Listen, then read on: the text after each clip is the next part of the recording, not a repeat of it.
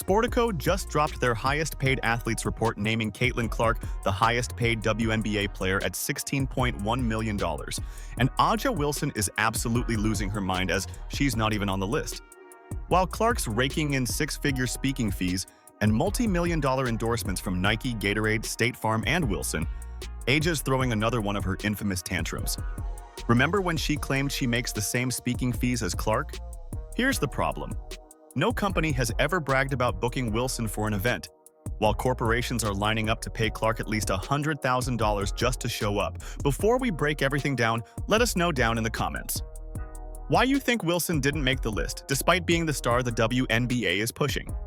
The Caitlin Clark takeover continues as she soars up the list for the highest paid female athlete in all of sports, destroying everyone in the WNBA. She clearly easily topped that list. Nobody else even made it on that side. Nobody else from the WNBA even made it. The numbers don't lie, and they're absolutely brutal for Aja Wilson. Sportico released their annual highest paid athletes report, and Caitlin Clark sits comfortably at $16.1 million in total earnings for 2025. That's not a typo.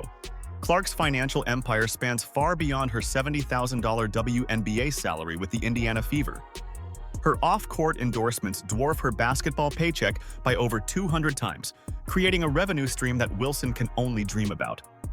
Clark's endorsement portfolio reads like a who's who of major corporations. Nike locked her into that historic $28 million deal, the richest sponsorship contract ever given to a women's basketball player. Gatorade wanted her energy and appeal to connect with younger athletes. State Farm recognized her ability to represent family values and reliability. Wilson Sporting Goods saw her as the perfect ambassador for their basketball equipment line. These aren't basketball-only partnerships either. These companies view Clark as a global influencer who transcends sports entirely. Wilson's brand partnerships tell a completely different story. She's essentially limited to her Nike deal, which she had to fight tooth and nail to secure. Wilson literally had to campaign for her signature shoe, playing every card in the book, including race to pressure Nike into giving her what she felt she deserved. That's it. That's her entire major endorsement portfolio. No Gatorade, no State Farm, no crossover brands seeing value in her personality or marketability. The earning gap reveals everything about their respective market values. Clark's $16.1 million represents legitimate corporate investment in her brand power and fan appeal. Companies aren't just buying her basketball skills. They're buying her ability to move products, attract new customers, and represent their values. Wilson remains completely dependent on her WNBA salary and that single Nike partnership. She's trapped in basketball-only endorsements while Clark operates as a full-scale business empire. Indiana Fever superstar Caitlin Clark saw a dramatic change in her earnings during her second WNBA season. This is a season that she barely even played. She played like 13 games. That was disappointing for all of us. So, that's that. Clark was sidelined for most of the year with injuries, playing just 13 games for the Indiana Fever. After being named 2024 WNBA Rookie of the Year, Clark averaged 17 points, 5 rebounds, 9 assists, while the Fever managed to win the WNBA Commissioner's Cup title game and advance to the semifinals of the WNBA playoffs without her in the lineup. That did not stop the 23-year-old from continuing to make history off the court. Here's what really stings for Wilson. She didn't even make Sportico's highest paid list. A former WNBA MVP and champion getting completely ignored while Clark dominates the conversation. Wilson's social media has been suspiciously quiet since these numbers dropped, but her past patterns suggest another meltdown is brewing. She can't handle being overshadowed by Clark's success, especially when the financial evidence is this overwhelming. Major brands see Clark as someone who grows entire markets and brings positive energy to their campaigns. Wilson's history of controversy and negative campaigning has essentially blacklisted her from the corporate world. Companies want brand ambassadors who inspire people, not athletes who create division and drama. Clark builds bridges while Wilson burns them down. The earning gap isn't just about basketball talent. It's about character, marketability, and the ability to represent brands in a positive light. This financial domination by Clark connects directly to Wilson's long pattern of jealousy and targeting that started way back in college. Wilson's toxic behavior toward Clark actually started years before they shared the same professional league. Back when Clark was tearing up college basketball at Iowa, Wilson was already throwing shade from her perch at South Carolina. Wilson questioned Clark's greatness specifically because she didn't win a national championship. That criticism sounds reasonable until you dig into the actual circumstances each player faced during their college careers. Clark led Iowa to back-to-back national championship games with a roster that consisted mostly of role players and limited recruiting talent. She carried that team's entire offensive load, often scoring over 30 points per game while creating opportunities for teammates who weren't even close to five-star recruit level. Clark's supporting cast at Iowa included solid players, but nobody who was destined for WNBA stardom.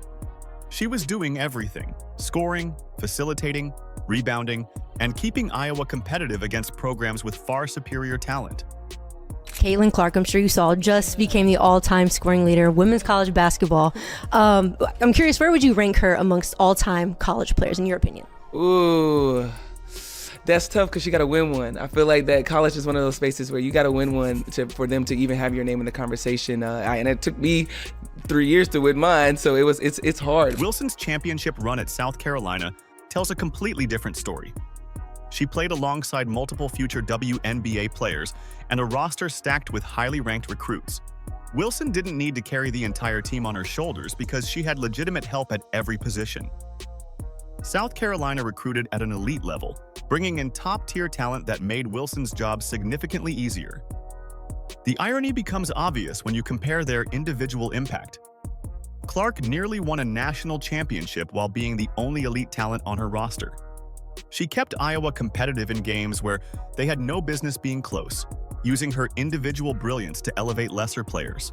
Wilson won her championship as part of a dominant team effort where multiple players could take over games. She needed that stacked roster to capture her title. Clark's performance in the national championship games showcased exactly why Wilson's criticism was so ridiculous.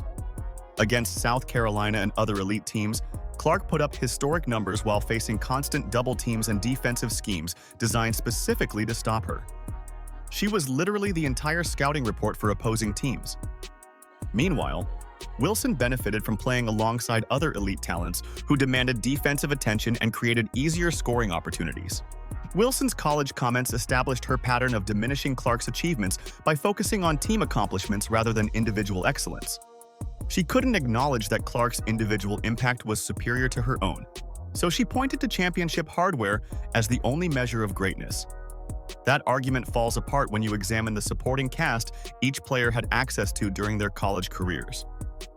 This jealousy toward Clark's individual brilliance revealed Wilson's insecurity even before they became professional rivals.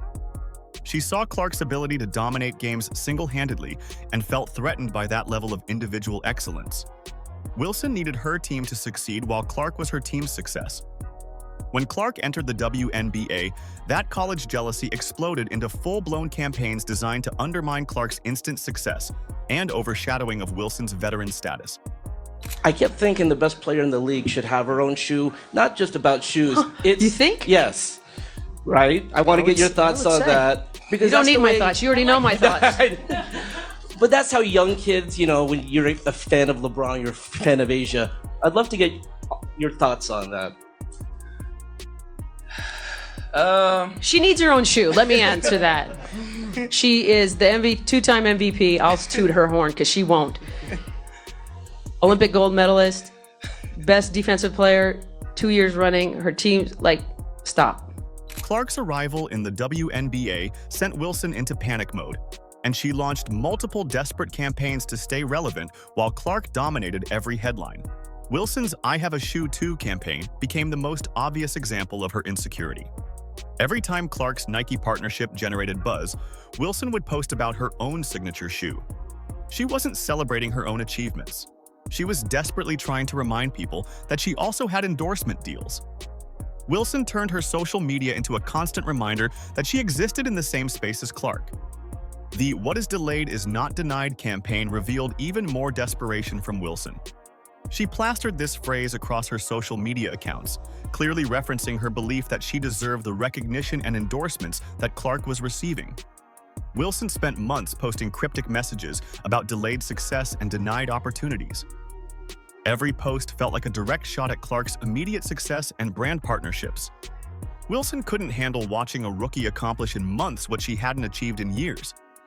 Wilson publicly questioned Clark's Nike endorsement timing and value through carefully worded social media posts and interviews. She suggested that Clark's deal came too early and questioned whether the newcomer had proven herself worthy of such a massive contract. Wilson's comments weren't about basketball performance. They were about her frustration that brands chose Clark over veteran players who had already established themselves in the league. She couldn't understand why companies would invest in potential rather than proven track records. Throughout Clark's rookie season, Wilson deployed subtle social media digs designed to undermine Clark's achievements. When Clark broke 62 records, Wilson would post about veteran accomplishments. When Clark received media attention, Wilson would share throwback highlights of her own performances. Wilson never directly attacked Clark, but her timing was always suspicious. She was running interference on Clark's moments, trying to redirect attention back to herself. Asia Wilson is her name. Quote, "It doesn't matter what we all do as black women, we're still going to be swept underneath the rug. That's why it boils my blood when people say it's not about race, because it is." The Time magazine Athlete of the Year controversy exposed Wilson's most desperate move yet. When Clark received this prestigious recognition, Wilson claimed it was a race thing, rather than acknowledging Clark's incredible impact on women's sports. Wilson couldn't accept that Clark had transcended basketball in ways that she never could. Instead of celebrating women's basketball getting mainstream recognition, Wilson made it about racial dynamics and diminished Clark's achievement. Clark approached brand building through positivity and inspiration, while Wilson chose negativity and controversy. Clark focused on growing the game and connecting with fans. Wilson focused on tearing down others and creating division. Companies noticed this difference immediately. They wanted ambassadors who built communities, not athletes who created problems. Every Wilson campaign against Clark backfired spectacularly. Her "I have a shoe too" posts made her look desperate. Her "what is delayed is not denied" messaging highlighted her bitterness. Her questioning of Clark's endorsements revealed her jealousy. Wilson's attempts to create controversy only made Clark's star shine brighter while damaging her own brand reputation. Wilson's anti-Clark campaigns cost her potential partnerships and speaking opportunities, while Clark continued building her empire through positive brand associations. Did you see how many people showed up to watch Caitlin Clark play golf? With actual attention economics at play, Caitlin's participation in any league has an existential bearing. Nobody outside of Asia herself cares about whether Asia shows up. Wilson claimed she makes the same speaking fees as Clark, but the evidence tells a completely different story. Clark commands six-figure speaking engagements at business conferences and corporate events across the country. She appears at leadership summits where executives pay premium rates to hear her speak about overcoming challenges and building success. These aren't basketball camps or sports clinics. These are high-level business events where Clark shares the stage with Fortune 500 CEOs and industry leaders. Companies actively brag about booking Clark for their events. The Long Island Association Conference proudly promoted Clark's appearance, highlighting her as their keynote speaker for business leaders throughout New York. Corporate event planners announced Clark's participation months in advance, using her name to drive ticket sales and attendance. These organizations treat Clark like a major business figure, not just an athlete who happens to speak. Clark commands up to $100,000 per speaking appearance at corporate events. Event organizers pay these rates because Clark draws crowds and delivers content that resonates beyond sports. She talks about leadership, perseverance, and building brands in competitive markets. Her speaking topics appeal to business professionals who want to learn from her success both on and off the court. Wilson provides zero documented proof of similar corporate speaking bookings. She's never been featured as a keynote speaker at major business conferences. No companies have announced Wilson appearances at leadership summits or corporate events. Her speaking opportunities remain confined to basketball camps and WNBA-related functions where she earns significantly less than Clark's corporate rates. That's crazy because literally nobody asked, and sources close to Asia Wilson decided to answer anyway. Corporations specifically request Clark for multi-sport events and brand activations because she connects with diverse audiences. She appears at LPGA tournaments where golf fans appreciate her competitive spirit and business acumen. Youth sports camps pay premium rates for Clark because parents want their children to learn from someone who represents positive values and achievement. Business conferences book Clark because she embodies the entrepreneurial success that executives admire. Clark's crossover appeal extends far beyond traditional basketball circles.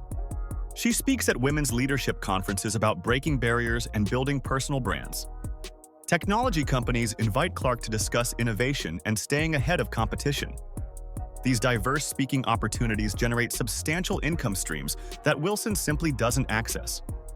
Wilson's brand remains trapped within traditional WNBA circles with extremely limited corporate appeal.